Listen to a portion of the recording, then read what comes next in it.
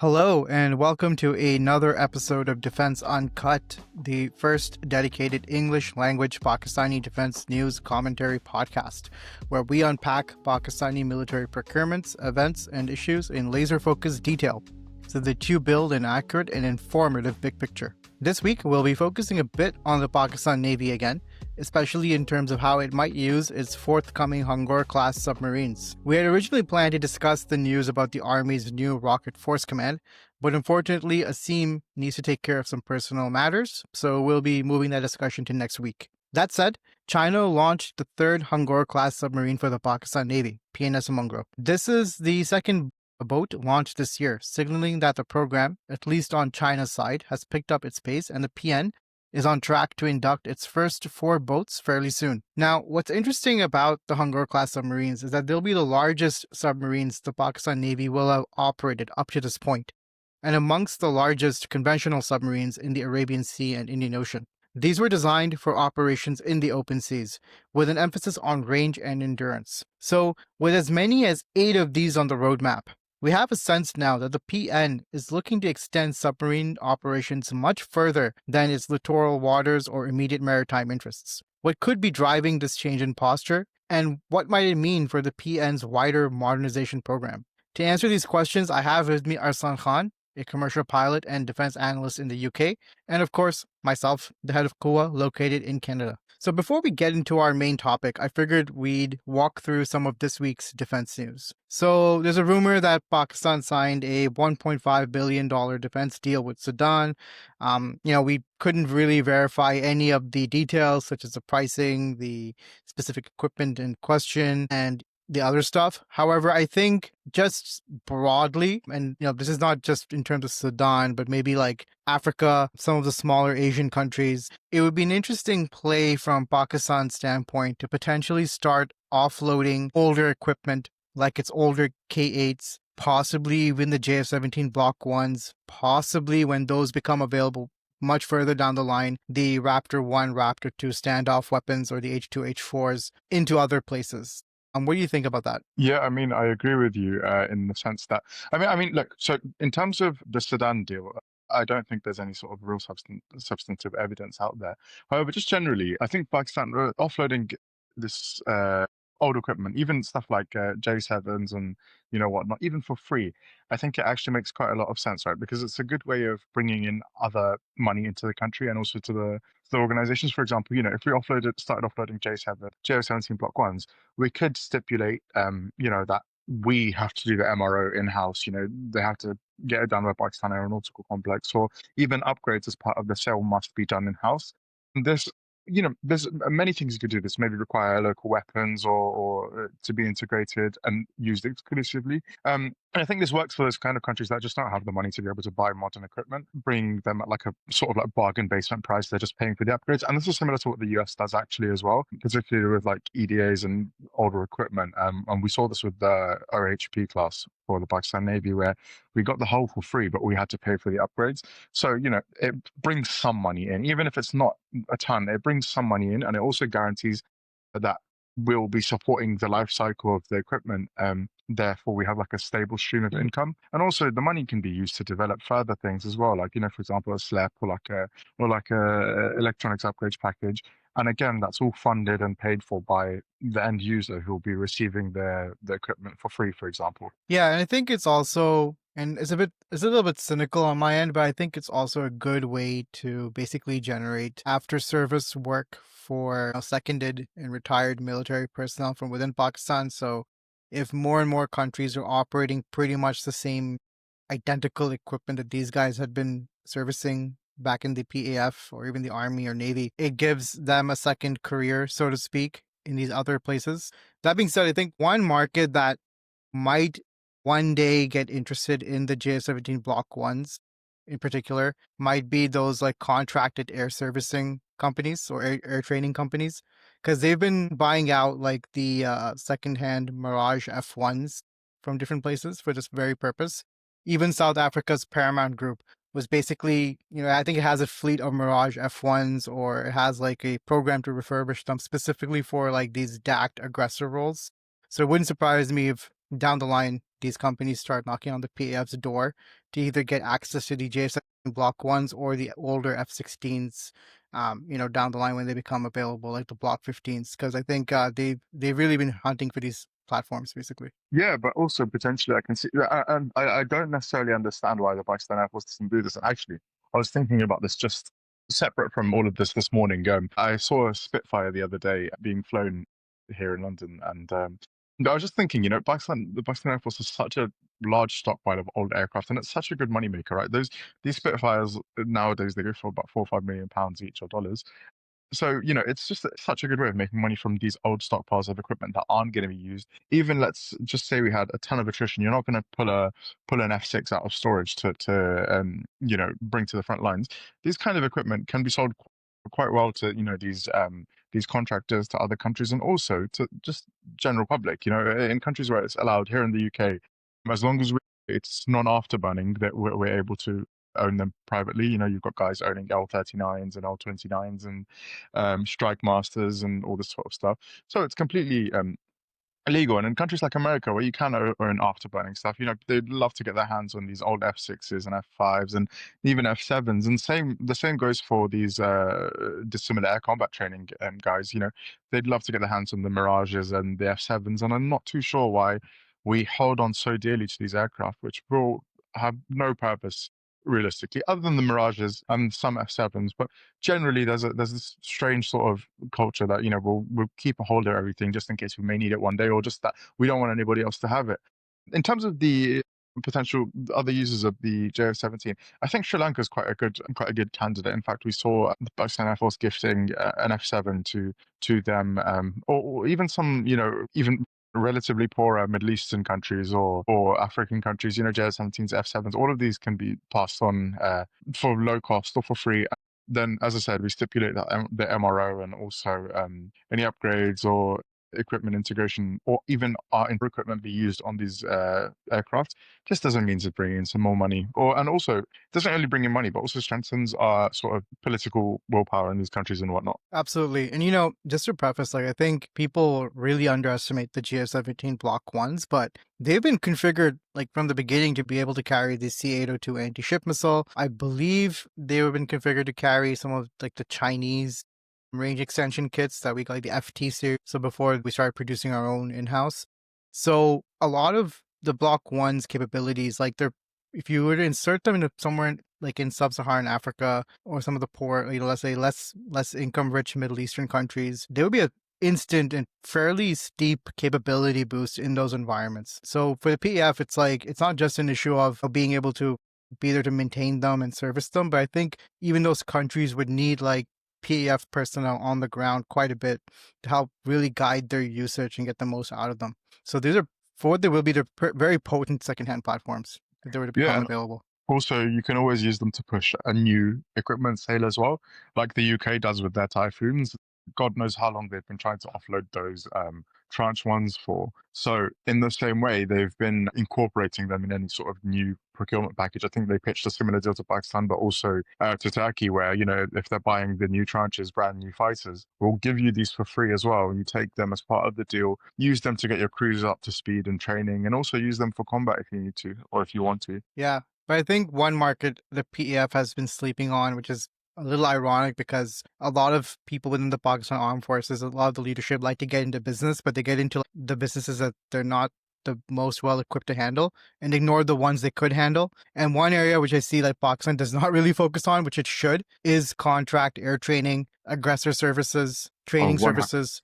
It's mind-boggling to me that you have all these retired military personnel who know how to operate Cobras, Pumas, HIPs, F-16s, JF-17s, Mirages, all this, and you get them you try to load them into housing societies and those kind of weird projects, as opposed to organizing a Shaheen Air Training Group and going to the UAE, Saudi Arabia, USA, Canada, and saying we'll train you on how to fight against these sorts of asymmetrical air threats.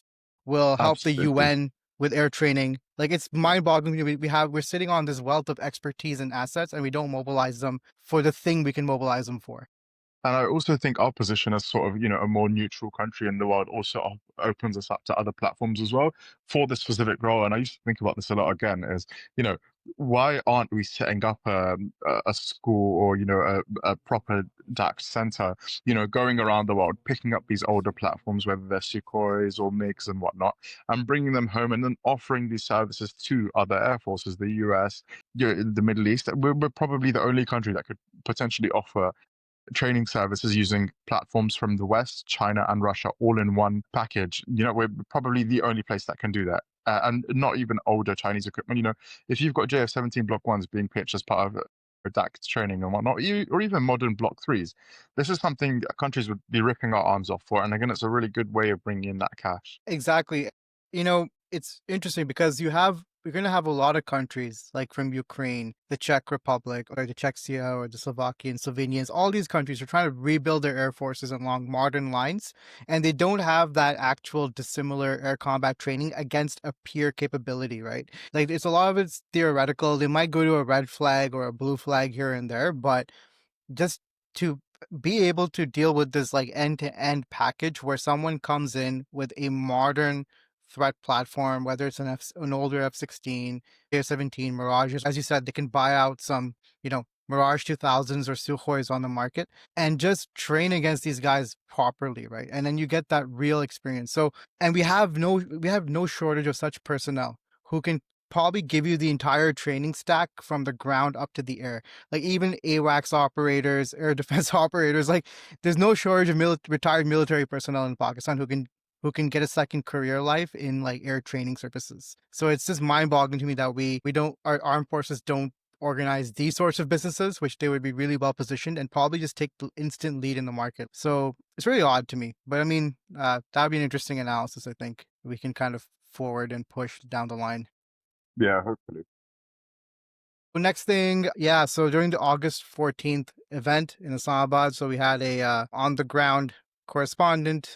Thank you to him. We did a fantastic job with the photos. So we're just basically unpacking them right now and just trying to glean some details. But that being said, there was one thing I think that caught a lot of people's eyes, and that was the Al-Murtajiz drone concept. So basically, the PEF people on the ground were saying a lot of things about this drone which didn't really line up consistently with what the model was. So I felt that a lot of what we were hearing, both to our correspondent and to some other people, was like a lot of off-the-cuff commentary by those PF personnel. I think really what it is, or what it was more of a conceptual example of what the PAF wants to do.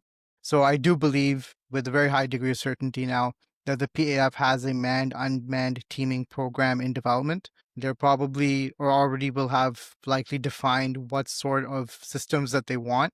So that would include things like a loyal wingman UCAP, for example, which we discussed on the podcast. It would include loitering munitions, decoy munitions, and maybe some other long-range cruise missiles and stuff. So I think what we saw in that event was an example of one of those potential requirements, but it was such a low fidelity model, right? So it was hard to take it in of itself seriously. So I would say the more valuable point to sort of think about is the program as a whole, and that the PAF is thinking about this stuff now. Not just thinking about it, but I think they are taking steps towards materializing it. So I think we will see an actual decoy drone soon. I think, the core platforms already exist. They just have to sort of rework them a little bit. For example, the Kajem V3, which they developed with Turkey's Baykar group, it is basically that. It is already there. Like the core airframe, propulsion, everything, it's there. It can work as a decoy drone. It's just a matter of reworking its role as opposed to being a munition. It would just be maybe a jamming drone or something. And then from there, we'll start seeing more and more systems. I think it'd be interesting to see what happens in Ideas 2026. I do have a feeling that maybe not the PAF, but maybe NESCOM might show some interesting next-gen drone concepts, of which might include a loyal wingman. I think at this point for the PAF, not to speak to loyal wingman drones would be really weird. So I would expect that we'll start seeing concepts and some high-level designs. And more of those in the coming months, I would imagine. Then on to the next rumor. So there's a rumor that the HAVA SOJ, which is basically the Airborne Standoff Jammer, has been inducted into the PAF. Again, we can't really verify it. It's just one source.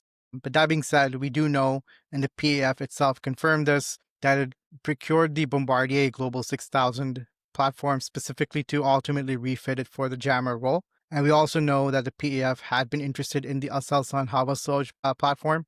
But that being said, it's worth keeping in mind that NASTAP has been doing a lot of its own electronic warfare and electronic countermeasures related work in-house. So there's a chance that this jammer could also be a custom configuration using a mix of NASTAP, Aselsan, and maybe some Western European inputs where available. Like, it wouldn't surprise me. I wouldn't necessarily call it a direct Aselsan Habasaj. It could just be like a custom jamming platform.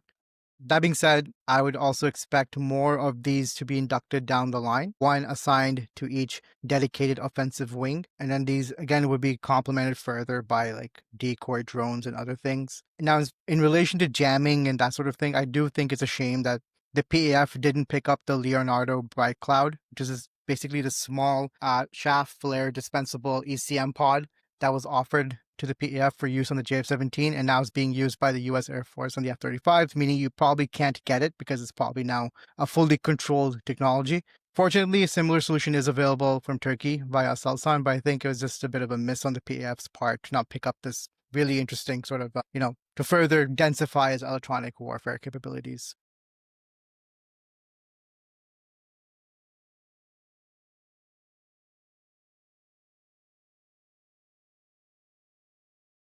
I couldn't agree with you more. I think it's probably one of the silliest, most short-sighted decisions ever, because I think there was more applications than just fighter aircraft for such a system.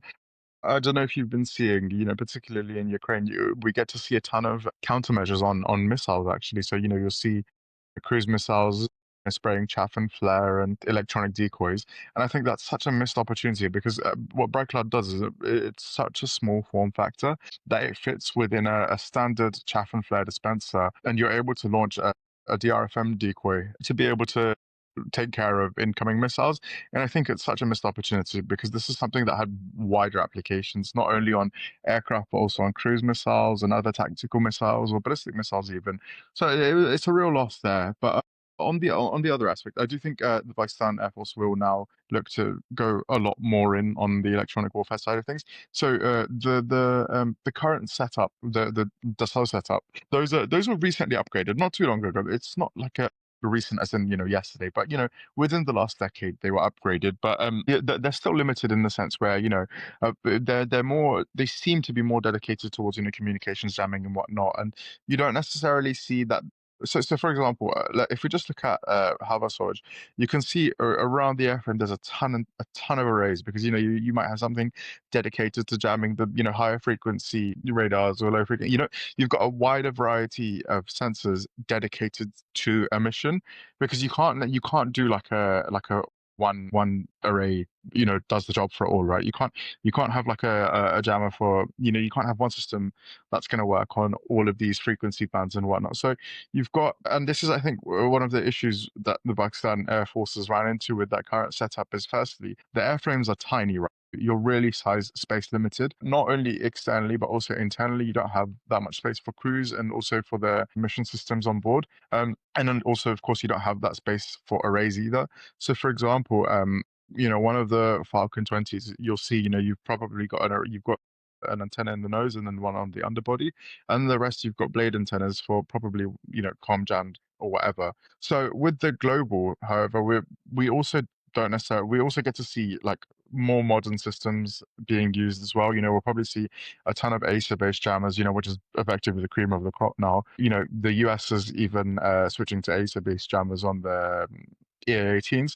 So, we'll start to see these, and I think we'll start to see them inducted in bigger numbers as the Pakistan Air Force sees that, these are kind of these are kind of critical to mission success, right? So now you'll see, these global 6000s with multiple arrays.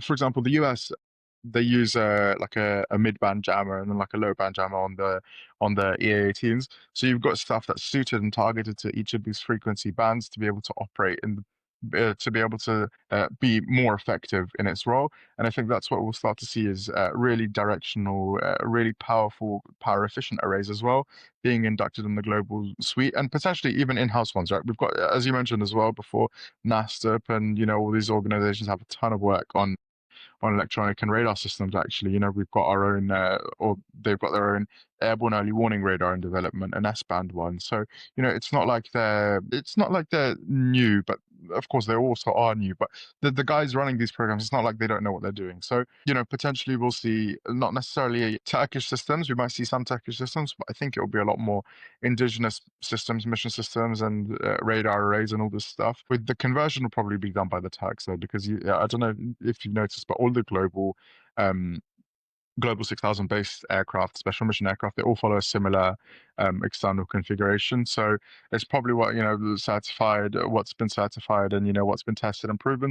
There's a handful of companies and countries who can do the conversion, and Turkey's our closest ally that can do the conversion for us. So we'll probably see induction of Turkish, the Turkey do the conversion and induction with of like majority Pakistani systems or some Pakistani systems on these aircraft to take over the role. It would be interesting to see how we manage with the lineage / E190 platforms, because the Navy is setting up the depot level MRO.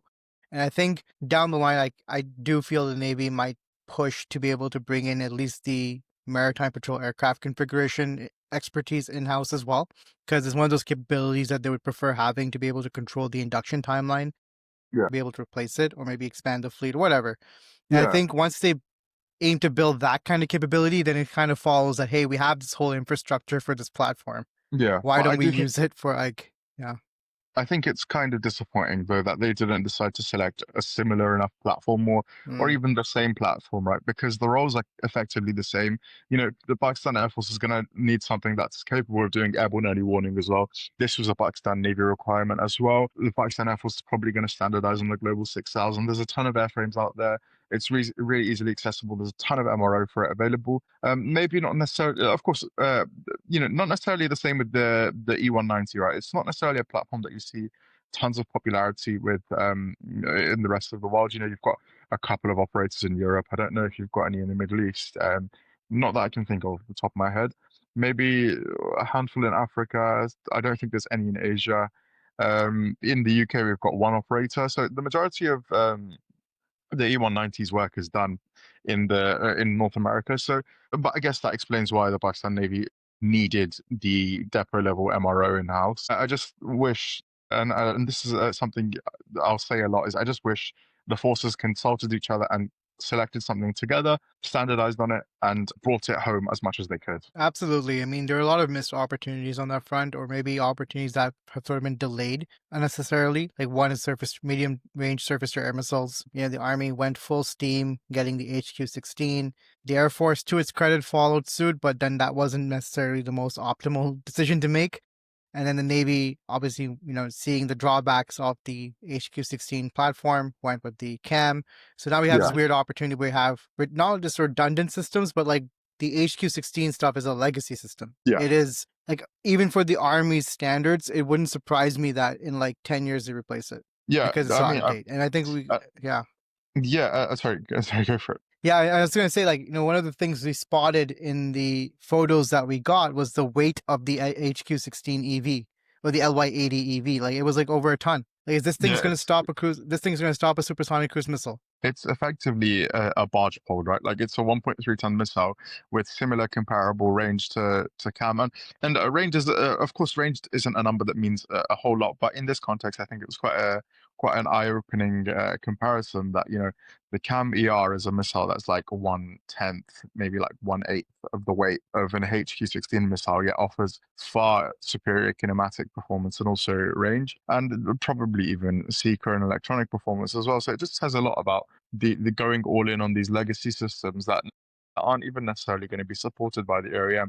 Like, I'm not sure if you guys have seen, but there was a picture leaked of a HQ-9C, and much smaller. It was very different. Yeah, exactly. Much smaller missiles, more missiles per tail, and that makes sense, right? Because that's an actual modern missile that you don't need these huge telephone poles that were designed in the Soviet times when the chemical engineering and the material science and all that stuff wasn't there, and also the electronics weren't there. But now you've got this opportunity where you can pack a ton of high energy propellant into smaller form factors and get that similar performance, or to be fair, even better performance. And also, you just don't need massive electronics bays anymore, right? Like look look at the PL-15. That's a tiny, relatively small missile with a really compact seeker stack and electronic stack. To get similar performance out of something like that in an older time, you need a bloody massive missile. And that's what I think has happened here, is the Chinese are obviously relying on, or obviously were relying on, Soviet designs for their missiles. So they had a ton of growth room, but you don't necessarily need a massive missile for these roles, or you don't need one at all. So that's why their design choices are going towards smaller, more agile, compact missiles with the same or if not greater performance than the legacy ones, because, well, for these kind of high speed interception and whatnot, you really want something with agility and high performance electronics and all this stuff, which the older HQ-16s, even the Bs and the EVs and all this stuff just don't have. It's really unfortunate because I remember, and people can just search on the KUA website, back in 2015, 2016, I was literally advocating that Pakistan go to South Africa and essentially just buy into the Denel Umkhonto / Marlin programs, lock, stock, and barrel. Because that, even though it was an untested platform, it had all of the modern fundamentals that you would need for a forward-facing SAM. So you're looking at those compact dual pulse motor rockets. You had like this emphasis on highly potent solid fuel mixes. You had obviously like, modular seeker options. So like, for example, the Umkhonto platform, it could be reworked as with a active radar homing seeker if you wanted, an imaging infrared seeker if you wanted, or even a command line of sight system if you wanted. So you could have used it literally at your mobile SHORADS layer. You could have used it within your point defense, air-based defense layer. And then what the South Africans were doing on top of that was they were basically upgrading it with boosters and stuff to extend the range. So in around 2017, they had tested something called the Umkhonto EIR, which had a 35-kilometer range. And then in around 2018, 2019, they tested the baseline for the Marlin system, which was based off the Umkhonto series, which was reaching 60 kilometers. So if you just gone in and invested in this sooner, you had all the fundamentals to really build that, multi-service SAM system for both for the Army, Navy, and the Air Force all in one across so many different applications. Like you could have had your, like FN7 replacement system, basically, right? Sorry, HQ7 replacement with the more modern command line of sight missile through the Umkhonto platform, which had like a thrust vectoring nozzle and all sorts of stuff. And I think it was just such a huge missed opportunity on that front. For example, where we have these older HQ-16 based systems, which are going to be considered by even the armed forces, in my estimation, to be out of date by 2030. They're going to look to replace them as well. Because you look at the design and what have you, it's just not meant for this environment, the South Asia environment.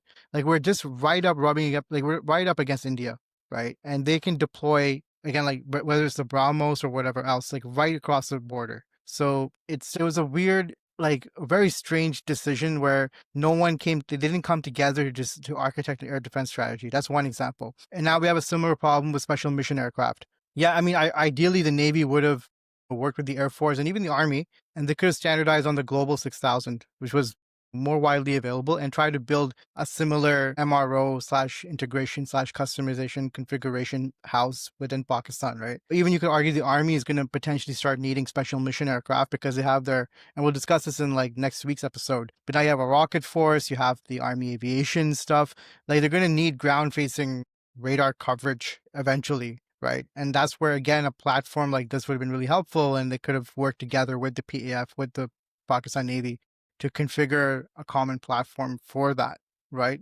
And then each side can then kind of build upon it. So, very unfortunate. I do think, though, the lineage was kind of, because if we recall correctly, right, the Pakistan Navy wanted a rotary bomb bay, and that would have taken up a ton of space. And the Global is like literally like half the length of the lineage, or the ERJ 190. But yeah, so I guess on that front it makes sense. Still, there are many missed opportunities. And look, even even on this front, like people will say that the Pakistan Air Force had to pick the HQ-16 or HQ-9 because there was no other options.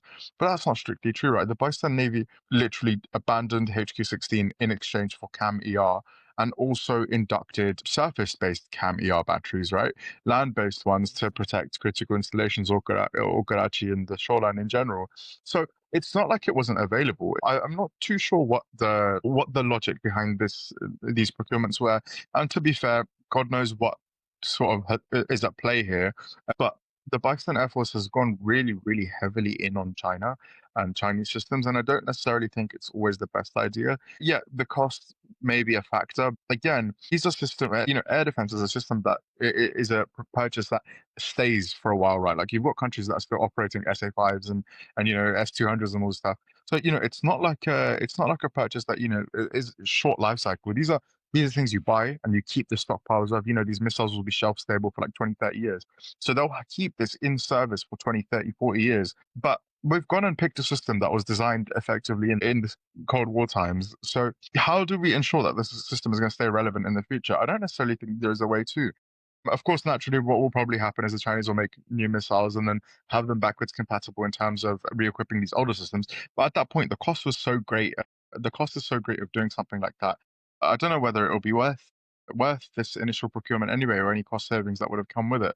So it just seems like a lot of really short-sighted decisions, which is a common theme in Pakistan armed forces. Is they think about today, they don't think about tomorrow, and they don't necessarily think about the overall bigger picture, which is something I notice quite often. Yeah, and I think one of the common refrains that we hear from a lot of people is, again, like, the Chinese stuff is always going to be lower cost, and they're going to claim that no one else will supply us and we can't trust other vendors. And I think these are two very misleading arguments. So when it comes to cost, it's not just the direct cost of the system, it's also the cost of failure, right? Like your surface-to-air missile systems would be there to defend your critical infrastructure, your air bases, your critical facilities, and so on. So even if you were to induct, let's say, a low-cost air defense system, if it fails in that moment, then that cost that you paid for that air defense system has to be compounded and added to the cost of the thing that you lost, right? So if in the next conflict, not even if, when in the next conflict, India will target our air bases at scale with the BrahMos. They've signaled, as at the bare minimum, they have signaled an intent to destroy aircraft on the ground. Now, if you have aircraft that are, that range from costs in terms of, their prices range from 30, 40, 50, 60, 70, let's say you have J-35s, $100 million on the ground, right? You would want the best quality air defense system to be your first defensive layer to stop anything coming towards those assets.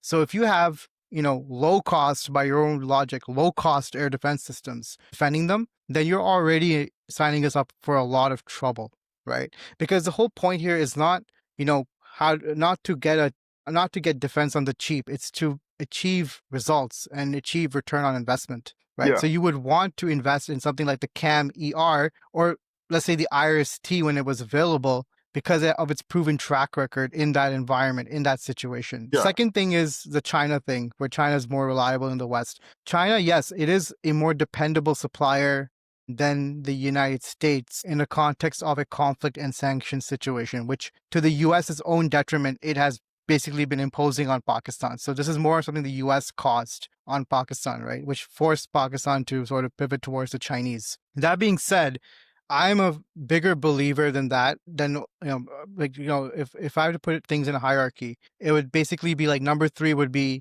importing from America, number 2 would be importing from China, and number 1 would be partnering with the right countries to develop a homegrown solution, no matter what. Yeah. Even if that takes a longer, or let's say a heavier upfront investment. I would have rather, if we wanted to go and get something that was, let's say, moderate in cost, so not too expensive, but on the basis that because it was untested, I would have preferred going to South Africa or Turkey in that sense. Because I can go back to them and say, look, I don't know if your system's going to work for sure. Like, you have all the modern technology fundamentals, but this is untested. So let's work out a deal here where we will pay a price, but we want the maximum transfer of technology to be able to build and improve this in Pakistan, right?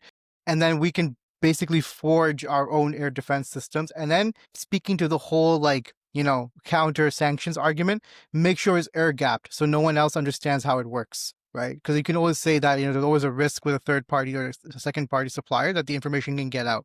For example, I would also prefer building a level of independent supply chains and not depending on even the Chinese, because I don't want Pakistan to be anyone else's trade chip or bargaining chip.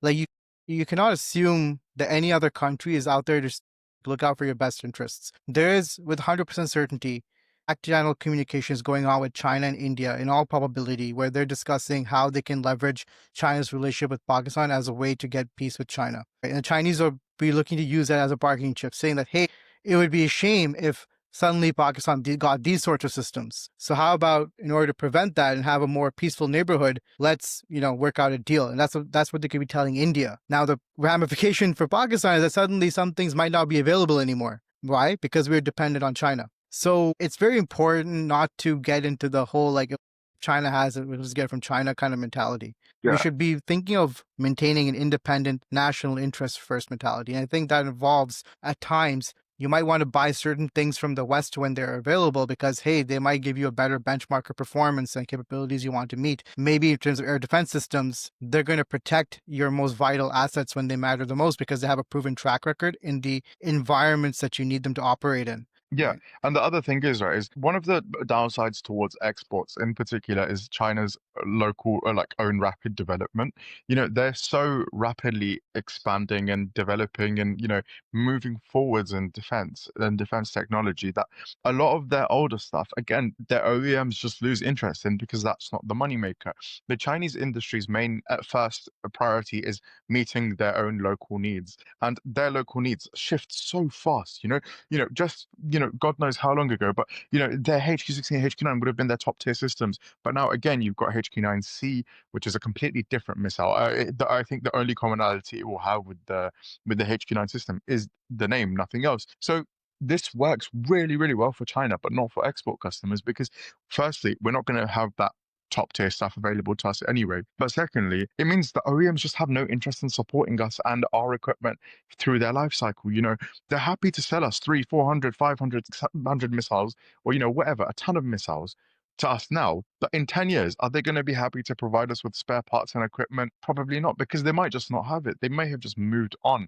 Those countries that were supporting these programs before have, folded, or they've moved on to the next best thing. Who's going to support these? We don't have the local industry to support these. And this is the killer here, is we need to work with people, countries, and organizations that are happy to help us develop our own local industry. And I think Italy isn't necessarily a partner that's opposed to that. And we saw a Polish and a British deal for CAM, and I really wish and I really think that we could have come to a similar agreement with Italy in developing and localizing as much as we could a version of CAM ER, particularly because they own the IP for that specific system. So it's a local Italian development, so they don't need to get permission from X, Y, and Z.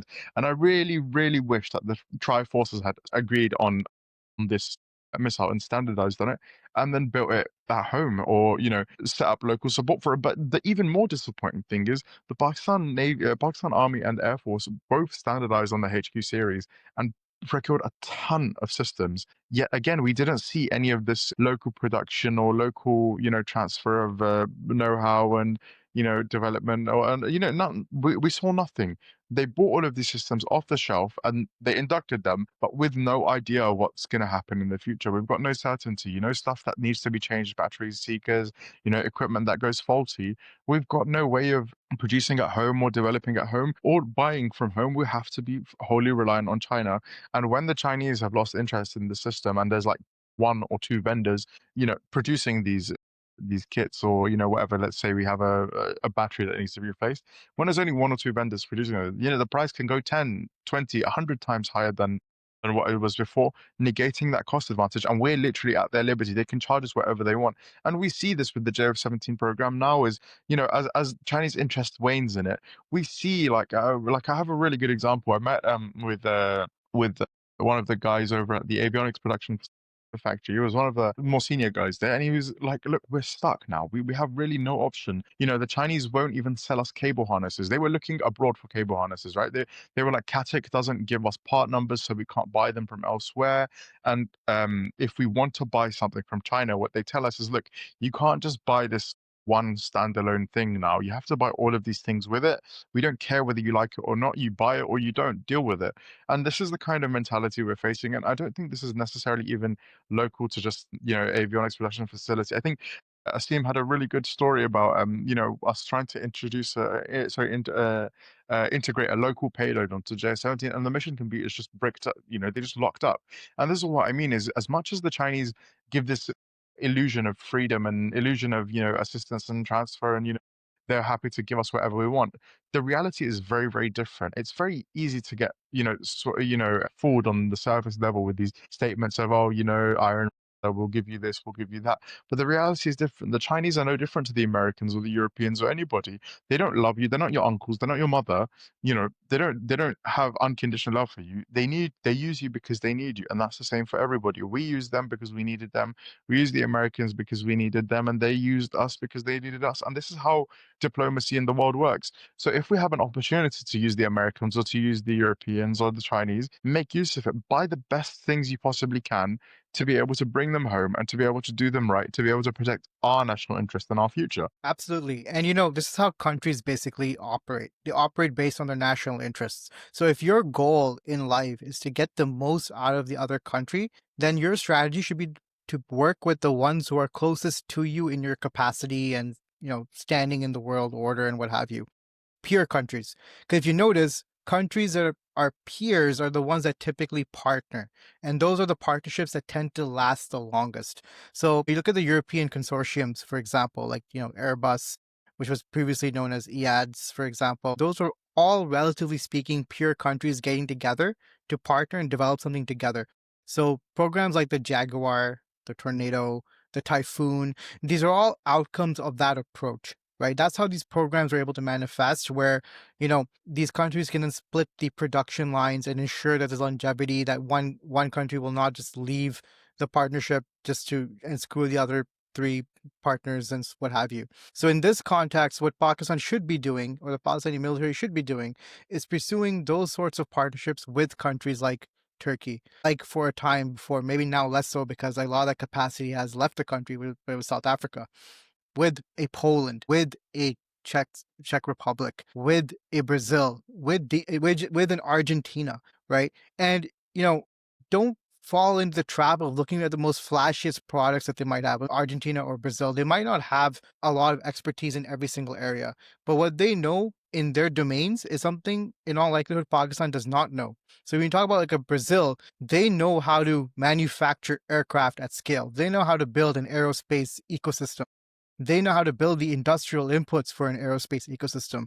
Hey, guess what? We need to learn all three things in Pakistan, right? And the flip side, Pakistan can come and say, hey, we can help you on the fly in terms of learning reactor technology. Those are the kind of trade deals that you want to pursue in order to build your own internal capacity and get the best solutions. So I think it's just speaks to the holes in just our broader policy making, and just this approach of, let's just go, when America offers something, let's go and just go get it. Who cares, right? When China offers something, let's just go and get it without actually thinking about it from a real organic architected defense mentality, where it's like, does this meet our requirements? How do we make it meet our requirements? How do we sustain it locally and cost effectively? Yeah, I find it really interesting that you raised the point of Brazil, and I think there's such a great example coming out of Brazil. Is, look, with Pakistan, we always say, "Oh, why did we do this?" It's not that, look at X, Y, look at India with, you know, supersonics, or look at China with, thousands of kilometer range cruise missiles or whatever. For example, look at Brazil.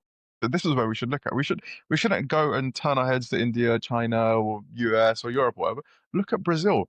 So Brazil has developed their own anti-ship missile. And this thing is effectively an exercise. This is, it uses the same body, the same similar ranges and all this sort of stuff, similar performance. Their goal from the outset was, we want to build a missile that is going to give us exocet performance. No, and this was in the mid 2000s, right? So, at this time we had, more modern, more advanced missiles coming up, but no, their goal was, we want something that's going to match the performance of the exocet, and it's going to bring, and we're going to develop it, and we're going to bring it to production home, and we're going to do everything ourselves. So they developed two versions. There was a 70-kilometer range, I think probably solid rocket motor, at those kind of performance numbers. And then there was an ER, which was a turbojet powered system, 200-kilometer ranges. Literally, this is a Brazilian exocet. They have, Brazil has the money, the industrial capability.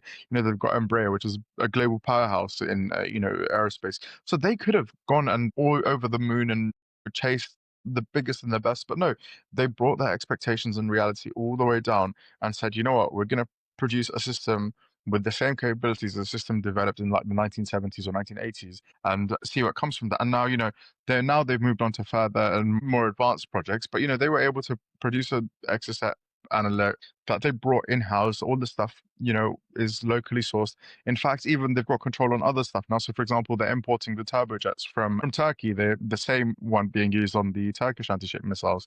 So instead of setting our sights on all of these other countries and aiming for the latest and greatest, no, we should really bring our expectations all the way down and focus on achievable, realistic outcomes and goals. Exactly. I mean, there's a very similar example with what Turkey did with their air defense program, right? Like with the Hisar, they were thinking, look, we just need a IRIS-T/CAM similar system, right? It needs to have certain technological inputs, like, again, the dual pulse rocket motor, modular seeker options, but it needs to, and a thrust vectoring nozzle, but it needs to achieve certain performance parameters, and that's it. And from there, they just kept developing based on that.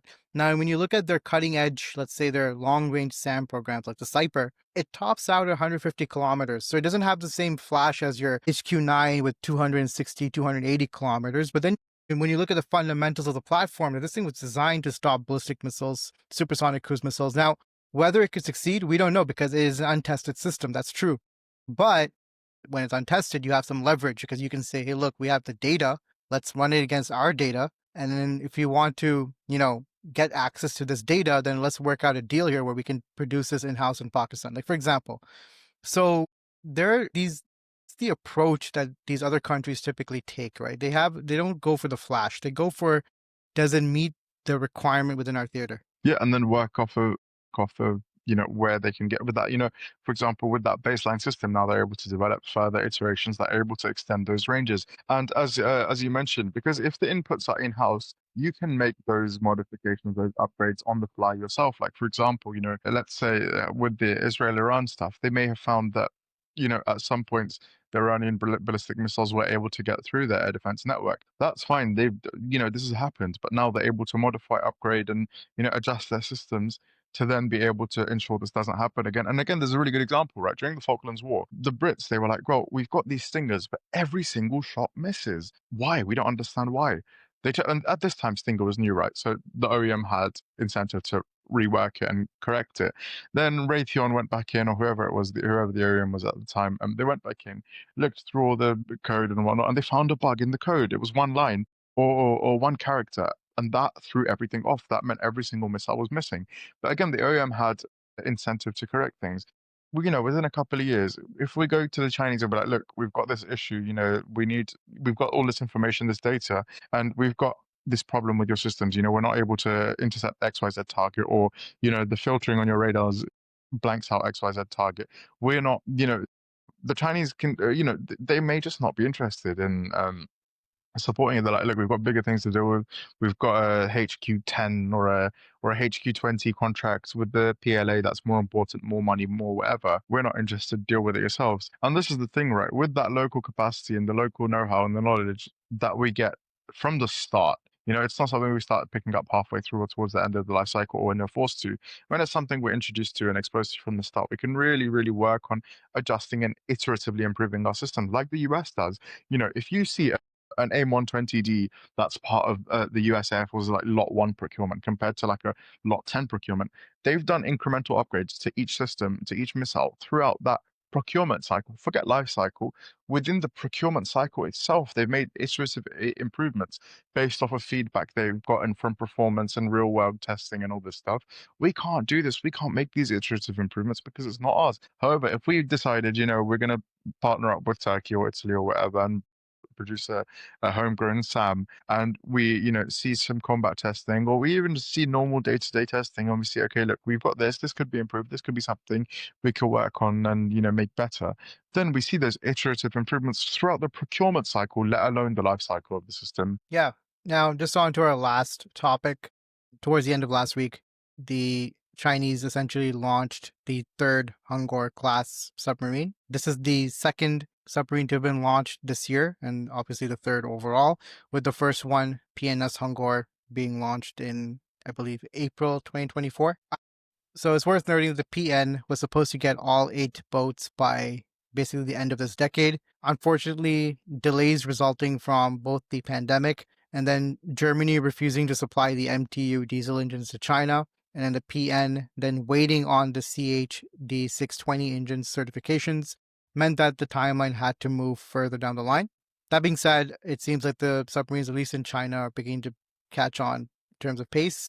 And I imagine we'll start hearing more about what's happening in Karachi as well in terms of the locally built submarines. Definitely the timeline for the procurement has been pushed, I guess closer to the early 2030s to possibly at the latest up to the mid 20, around 2035 or so. Anyways, this leads to a few big points. Definitely, I would say from the capability standpoint, these are the largest submarines the Pakistan Navy will ever induct in its history up to this point. And that does open up a lot of interesting questions in terms of how they'll be used. I think, when you look at the submarines, I think, Arsan, you have some thoughts on this. When we took a look at the specs, we noticed something. So the Chinese S-26, which we thought was based on, those specifications are pretty much available publicly. And even those specifications speak to a fairly, long range submarine. It has a total range of 8,000 nautical miles. Interestingly, the Chinese also released the data in terms of how long the AIP system can run for that submarine. So this is for the Royal Thai Navy. Their submarine can run about, close to 3 weeks on just the AIP, meaning it doesn't have to surface for oxygen, which is quite extensive. However, interestingly, when it came to the Hangor-Class specification, with the exception of the length, displacement, and the draft, the Pakistan Navy didn't release any other details, right? Nothing about the range, even though you could technically just find the range information from the Chinese. But it's interesting that because you can tell from the displacement that there's been some modifications done to the Hangor, meaning that the actual range, the actual AIP range and endurance and all those details have been kept classified. And I believe, and that's what I think you might agree, is that in all likelihood, the Pakistan Navy Hangors are probably a lot closer to the Yuan-class from China than they are to the standard export grade S. Yeah, absolutely. I mean, to be honest, after looking at the pictures and looking at all the details and whatnot, I think they're effectively identical in like general configuration, and then with some sort of Pakistan specific, whether we call them enhancements or modifications, is up to you. For example, we know for a fact that optronics systems are not the same. Pakistan Navy has selected similar systems that are the same as they find on like the Augusta class, and probably as well the Pakistan Navy has integrated their own towed arrays and combat management systems and ESM systems. So it's effectively, but for like all intents and purposes, as far as I can tell and as far as I understand it, it's effectively identical to the Chinese Type 039B upgraded. And that really brings an interesting question because Chinese in the Chinese service, right? And I think, to be honest, when the original Yuan-class was revealed, there was a misunderstanding that, because there was no clear data, right? But there was a misunderstanding in Western analysts that it was a small platform designed primarily for like shallow littoral waters. And they used to cite a length of about 72 meters, underestimating the actual real size of the ship. The 72 meter length was actually its waterline length and not its full submerged length, which is like nearly 80 meters. This it's not like from what we can tell is it's not necessarily a like arbitrary choice, right? It's not, it's not just for the sake of it. In terms of these boats introduce AIP, right? And they use a Stirling cycle based AIP, which requires a ton of internal volume to not only house the engine itself, but also the cryogenic tanks that are required for the liquid oxygen. The longer your desired submerged endurance is, the larger the liquid oxygen tanks have to be. Therefore, in terms of roles, this I think also brings quite an interesting question as well. Is this is clearly not that sort of small littoral coastal hugging ship that we envisioned, boat that we envisioned for the Pakistan Navy, which I think is also further sort of supplanted by the fact that the Pakistan Navy has an actual original, a separate program for those shallow water littoral coastal hugging boats. These are clearly designed to be ocean going, long endurance, sit off the coast of India type vessels. And I'm not sure whether how you feel about that sort of assessment, but that's at least my assessment of this. I agree. I think what the Pakistan Navy is trying to do with these Hangors is basically push its defensive line forward a bit. So I don't want to construe it saying that they have this offensive disposition now that they're trying to basically, attack India. I don't think that is the intent. the way I kind of frame it is that they've picked up a bit of a variation of the Chinese anti-access and area denial approach, where the Chinese have defined their defensive line to be up to Guam, basically, essentially saying that if you do any shady activity all the way up in the second and first island chains, we're going to attack you. So the idea being is that, and obviously the PN is not being that aggressive here, but rather I think the Pakistan Navy, it wants to establish a sense that its defensive line is actually now at the Indian Ocean and maybe a little bit within the Indian Ocean. And the rationale for that is basically, look, if they can assert or establish that their threat capability can reach that point, they basically force the Indian Navy to stay in that vicinity rather than trying to impose a maritime exclusion zone where it could basically impose itself on Pakistan's western sea lanes. So the whole point here is to ensure that nothing goes on the Arabian Sea side where our fuel shipments, potential supply shipments, trade get affected during a conflict. That's one aspect. So just think of it this way: if you're the Indian Navy and you can determine that several Hangor boats are operating on your eastern flank or operating on your southern flank, you're going to then allocate your anti-submarine warfare investment towards those areas.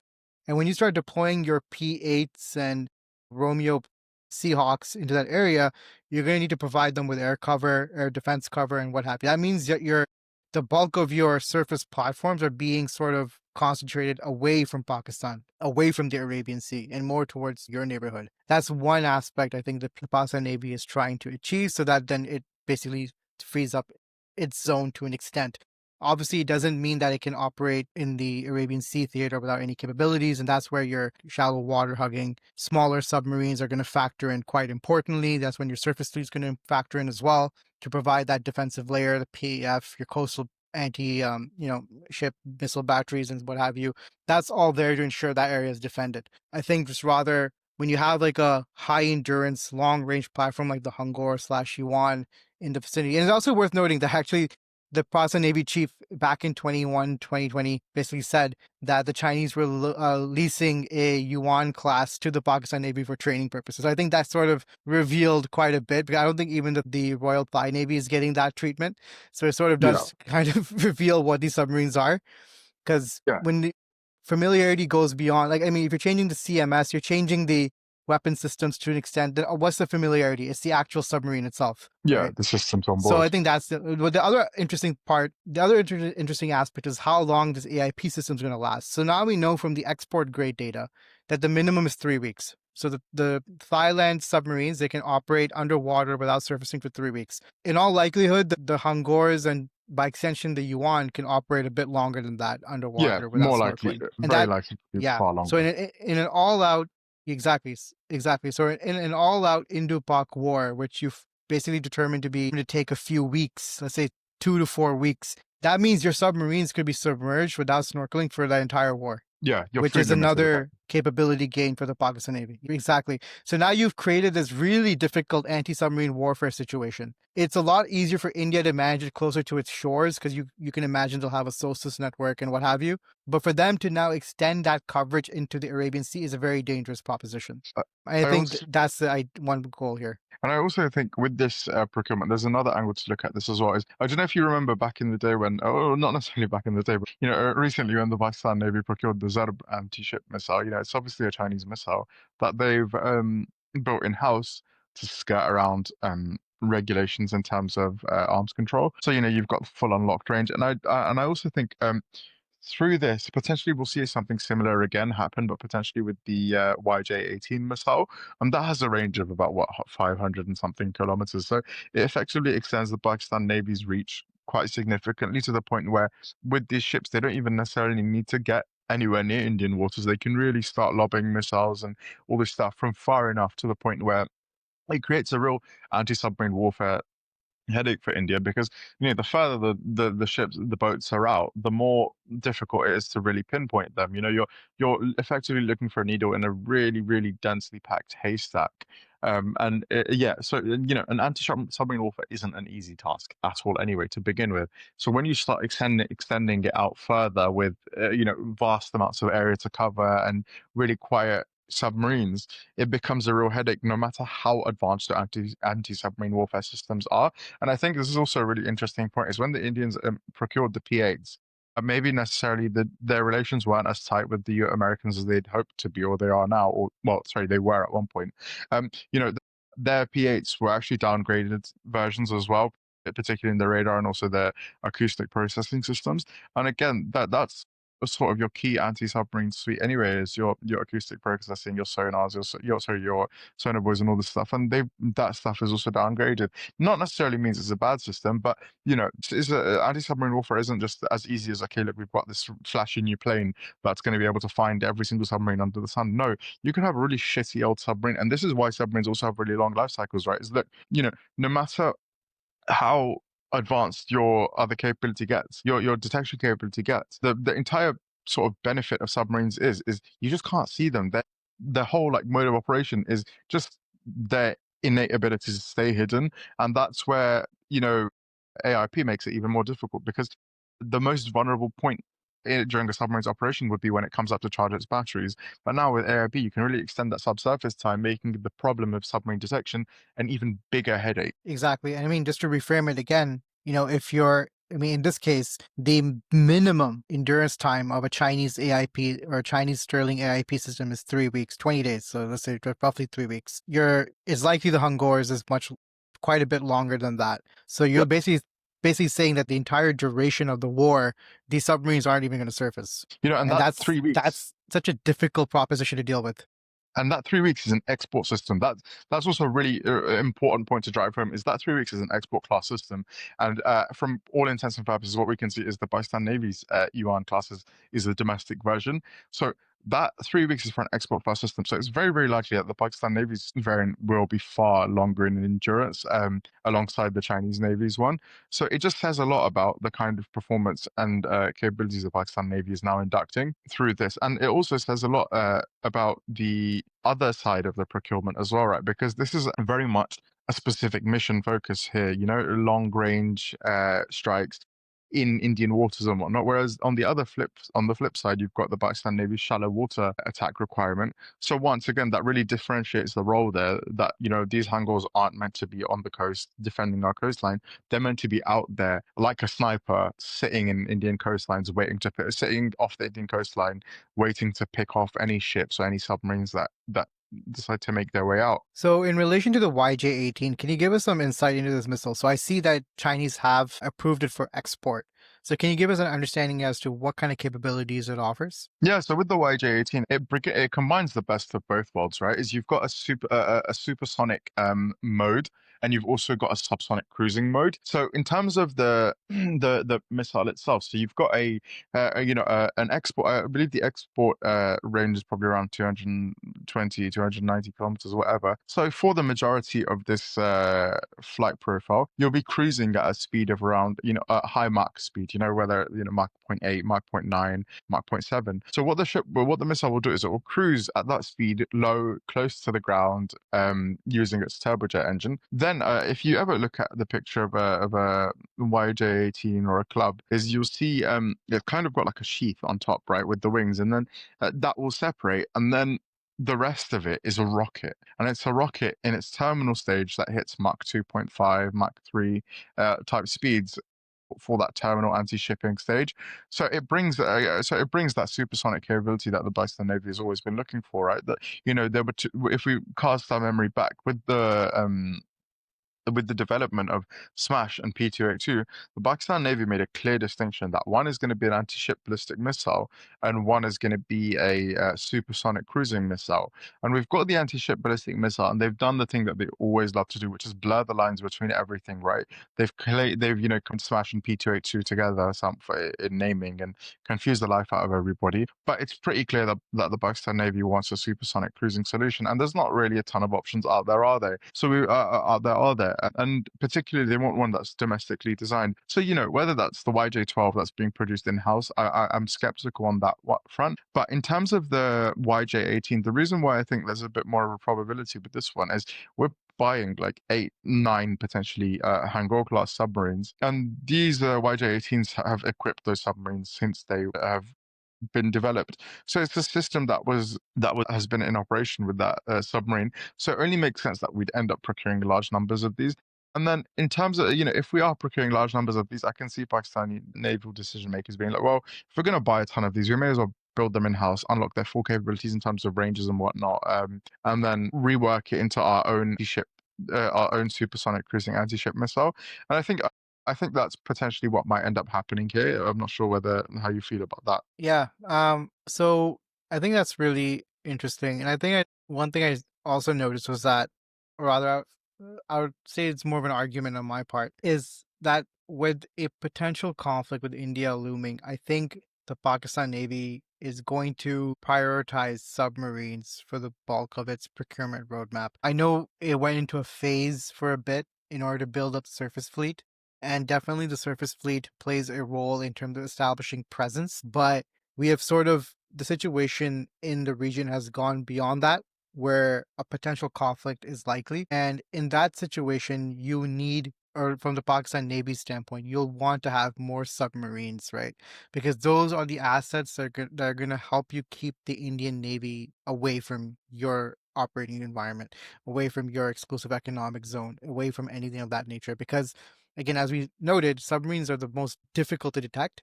Anti-submarine warfare operations are very hard to pull off. They're very resource intensive. Like, it's one thing to do it from a defensive standpoint where you have your own, underwater acoustic net, like your SOSUS coverage. You have a lot of your home assets in the area. You can, control the airspace. You can have your maritime patrol aircraft fly. Like, that's one part. But when you try to impose your coverage on on another country, when that other country has like one of the region's largest submarine fleets, like Pakistan or even India, if you flip the equation, it's quite difficult. And both sides are going to have to depend on their submarines. Like what we're saying about Pakistan also applies to India, but there's a caveat which I'll get into a little bit later. But basically, for the Pakistan Navy, I think they will want to. I think the next generation homegrown submarine program is going to be a priority. I think also they'll, possibly look at increasing the number of the shallow water attack submarines that they're planned. And I also think that they're going to fast track those underwater unmanned vehicle and autonomous underwater vehicle programs, because one thing you realize with the Hangor program and obviously even the other submarine programs is that it takes a long time to build these boats. It takes a while to build them and then to test them and validate them because they're such sensitive platforms, and they have to operate in such rough and like low reliability environments basically. So in order to increase your subsurface presence, you're going to need low cost, simpler platforms to be able to deploy. And I think we might be entering a bit of a sudden Pakistan Navy phase into UUVs and AUVs, which will to help them build that subsurface presence, basically. And just the last point in regards to why there's a bit of a caveat for India when it comes to using your submarines. So, we kept speaking about how Pakistan lacks strategic depth, and that's been a disadvantage vis-a-vis like the Indian BrahMos strikes. Well, in this case, you could argue that India has a little bit of a disadvantage relative to Pakistan in the ocean. Because the thing is, Pakistan's export lifelines, or like its economic lifelines, are attached to its west, away from India, from its back. So whatever is coming in to sustain Pakistan, or it's coming in from the Middle East. So what the Pakistan Navy's goal is to ensure that that window or that pathway from the Indian Ocean into the Arabian Sea is inherently high risk and hostile to India. So meaning that that's where you have your shallow water attack submarines. That's where you're going to have your SOSUS coverage. That's where you're going to have even some Hangors operating. That's where you're going to have your surface fleet. Up to 20 major vessels are going to be stationed there. So basically what you're doing, you have your coastal missile batteries, you have the Pakistan Air Force. So you have so much thrown into that environment where you're basically forcing a relatively narrow pathway for the Indian Navy to exploit in order for them to cut into the western side of the Arabian Sea. And within that window, you're going to have Hangors waiting. So meaning that for India to break through into the west side, it's a very high resource, very high risk exercise, right? And I think that's what the Pakistan Navy is banking on. So that's why, in this case, and it's not to dismiss the Indian Navy's capabilities or anything. It's just to highlight that this sort of scenario, it is inherently hard to break out of. It's a geostrategic disadvantage that the Indians have to flip around, right? And it's not going to be easy to flip around, at least on the west. So basically, in that sense, the Pakistan Navy wants to ensure that its westward sea lanes are secured and in all likelihood, they might be secured unless there's like a sudden deficit in platforms. And I think that's why they're going to. It wouldn't even surprise me if the Boston Navy starts looking at secondhand submarines moving forward for the next couple of years as well, just to build that fleet capability. So, any thoughts, Arslan? No, nothing to add on to what you've said there. Okay, then. So, you know what? We'll. Oh, cool. So, what we'll do now is we'll conclude the episode. I once again thank everyone for listening. We did get a few recommendations and questions through the email. The reason why we weren't able to discuss them this episode is because a few of them I think would really benefit from Asim's insight. Unfortunately, he's not available or available to be with us this week, but he'll be with us next week, hopefully. And yeah, we'll be able to have a more thorough discussion.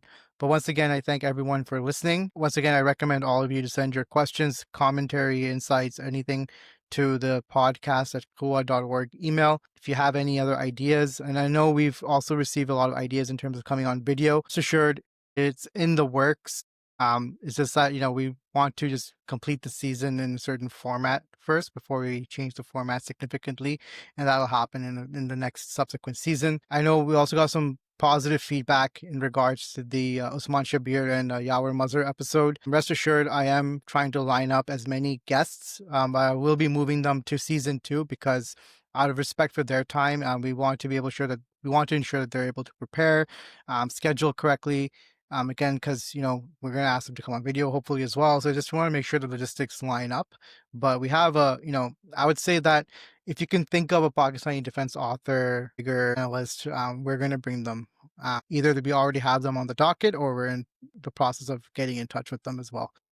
Yeah, for sure. Or if you feel like, rest assured, season 2 is going to be really exciting. Or potentially, if there's somebody listening who feels like they could add something very beneficial to us, feel free. I've seen a lot of ex-servicemen, potentially group captains and whatnot, particularly in our comments. If you feel there's something you could add to the discussion, drop us an email and we're more than happy to have you on. Absolutely. I mean, we've been getting emails from ex-service members in regards to some of the commentary that we're making and helping us sort of fill in the blanks a bit, and also giving us some context as to why certain decisions were made, and also validating some of the things we were saying, including the China stuff. I think people might be a little surprised to hear about that, but yeah, we've been receiving some positive feedback on that as well from the people who have to use the hardware. Yeah, we do get a couple of comments saying that we're very pro, US and very Western biased, but we are talking from a perspective of like feedback that we receive from the forces and members and serving members and whatnot. So it's not just, we've got funny accents and we speak from, based off our biases. No, we're just speaking based off of the feedback we get. Exactly. And yes, as for the accents, we are based in the West. We've all grown up in the West. Born in London. I have this accent. It's not AI. I'm not AI. Neither is Bilal, neither is Asim. None of us are AI. None of our accents are fake. So yeah, put that to rest as well. I was born in Pakistan, but I was raised in Canada. So I went to primary, secondary, undergraduate, master's, everything. Like my entire education life cycle was here. And I also work in Canada. Yeah. So with that, I leave it to you all, and take care and stay tuned till next week. Bye. Yeah, thank you. Bye.